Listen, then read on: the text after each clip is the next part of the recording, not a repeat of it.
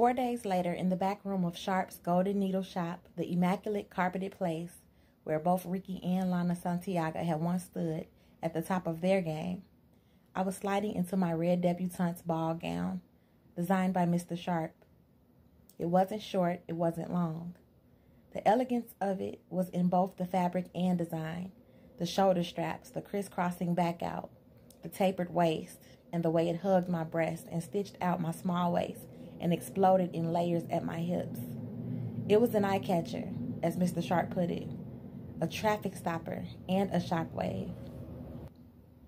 Once I was in it, I felt like a Spanish dancer, the ones who held castanets in their hands and made music with their fingertips, combined with the click of their high heels. Then I imagined I was a female matador, wearing a dress so red that instead of one bull, it inspired a whole herd to charge and chase me. Enticed by the feminine sleek satin heels that matched the dress and crisscrossed on my ankles, I still chose to wear a brand new pair of red high-top Converses, which nearly gave Sharp a cardiac episode. I'm walking 28 blocks to the organic market, Mr. Sharp, not on the New York or Paris runway. He shook his head the way older people who love the young ones shake their heads.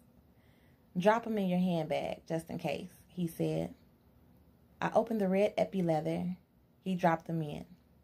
With my skin glistening, my manicure and pedicure perfectly designed in an overpriced, by appointment-only exclusive Manhattan salon, and my hair freshly done by Esmeralda herself, I began walking down Sharp's block, past Sharp's building, and down 28 more blocks.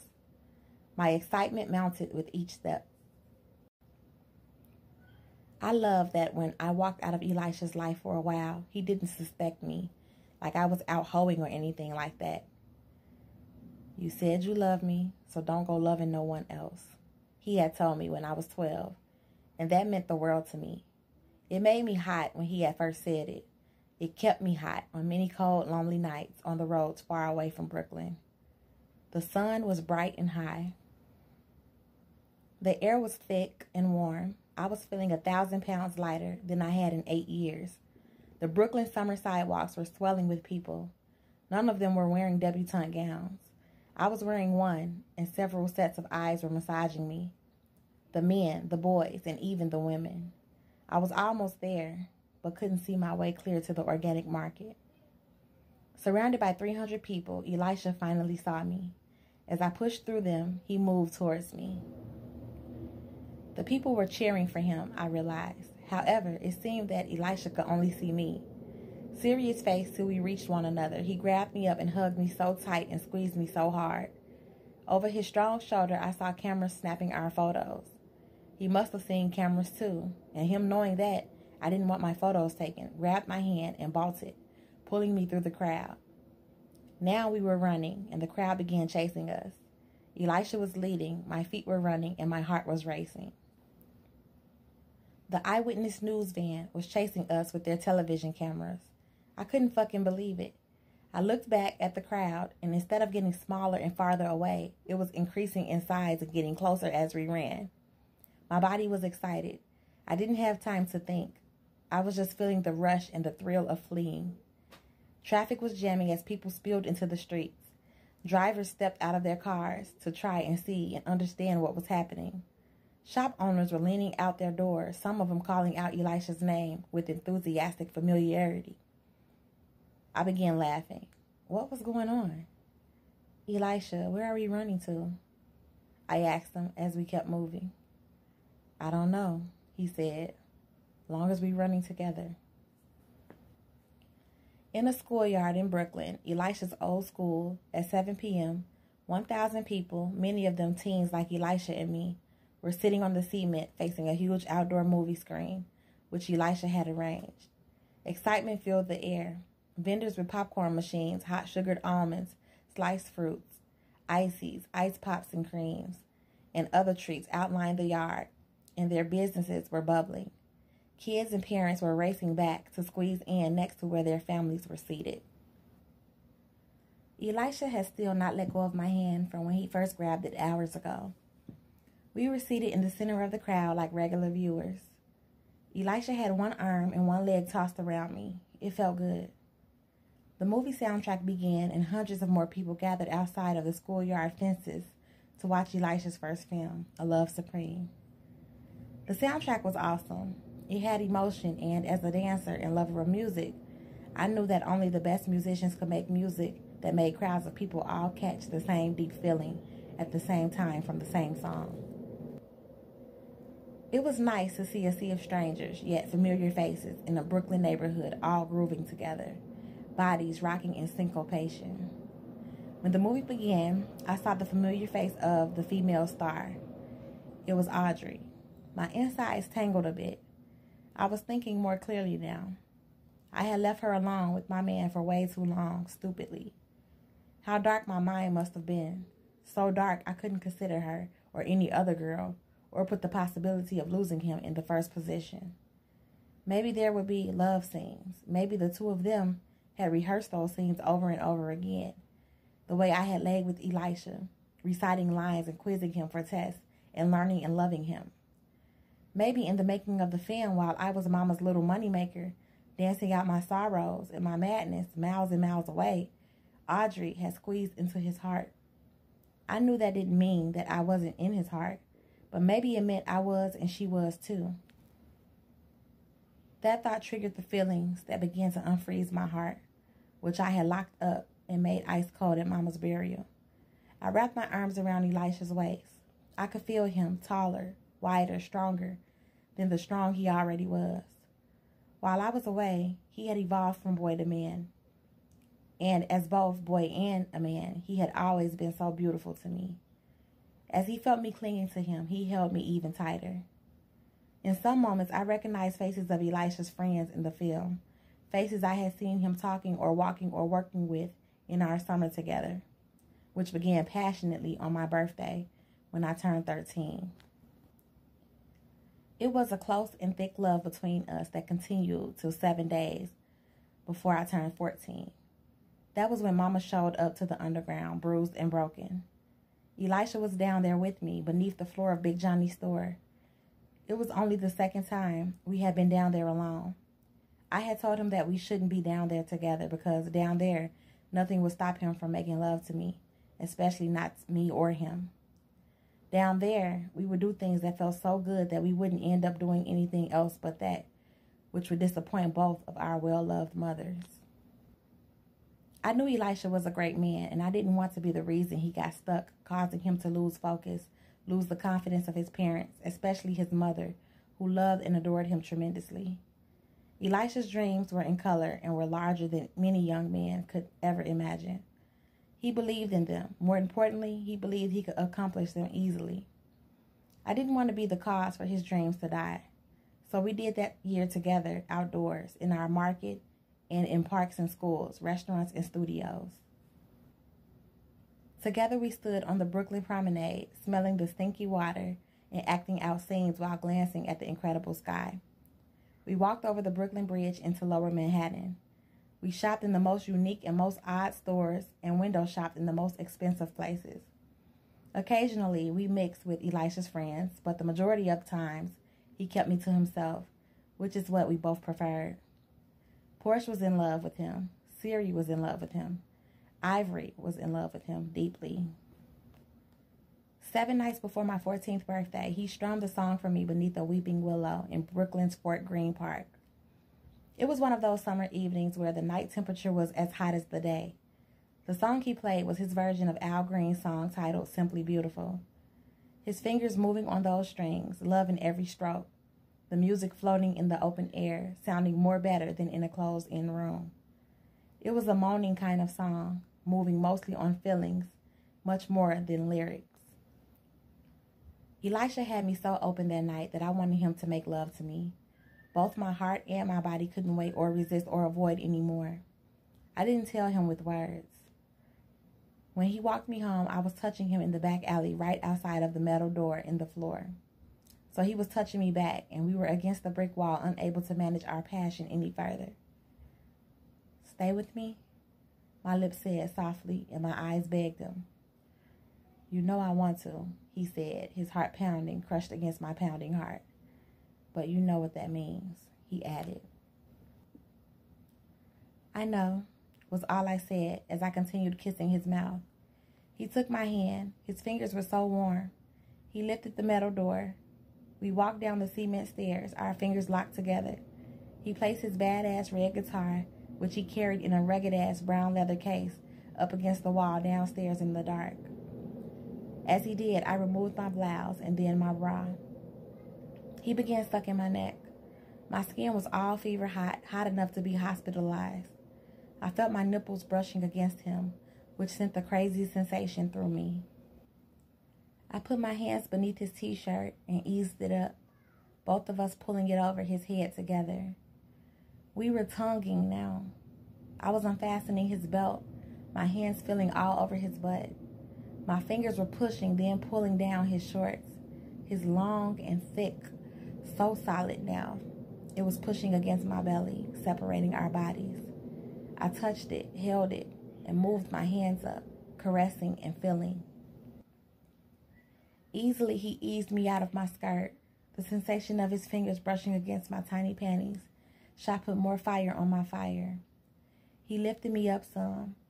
My feet were on top of his feet as he walked us over to the bed. I sat down, my back to the wall.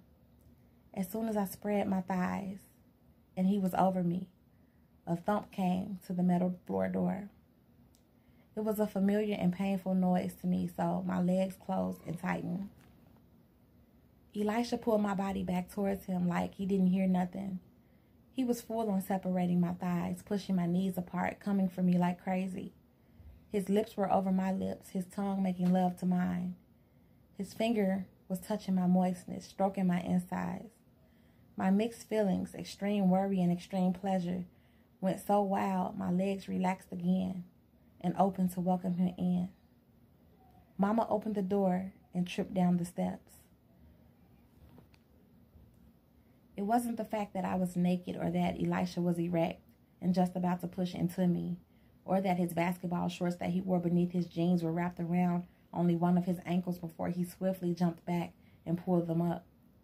It wasn't the fact that now Mama knew I was about to have sex, or that Mama had interrupted us from an incredibly deep and true feeling and what would have been an unforgettable first time. It was that Elisha saw Mama high, bruised, and broken. That crushed me. Now he had seen Mama in her lowest condition, and I knew there was no way to snatch that image back from Elisha's careful movie director eyes. I knew nothing could erase it.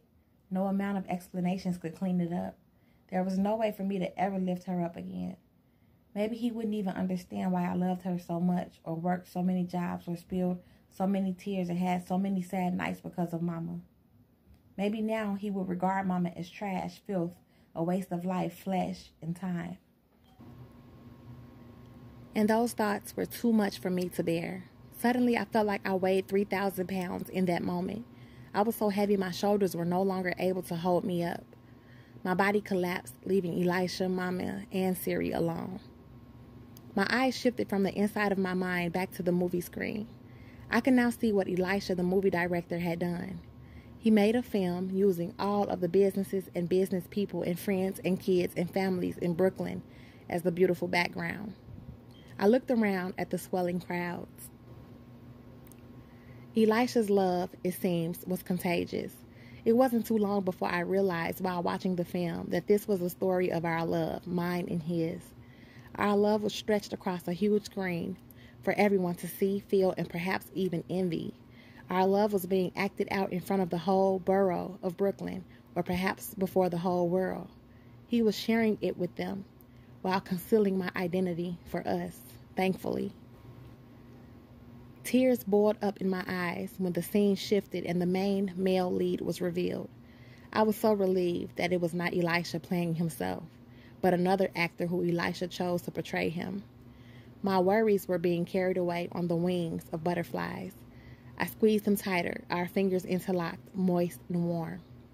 I'm not too sure if I was really watching the film and listening and paying close attention, like a ticket buyer in a regular movie theater at a world premiere would watch and listen and follow the story.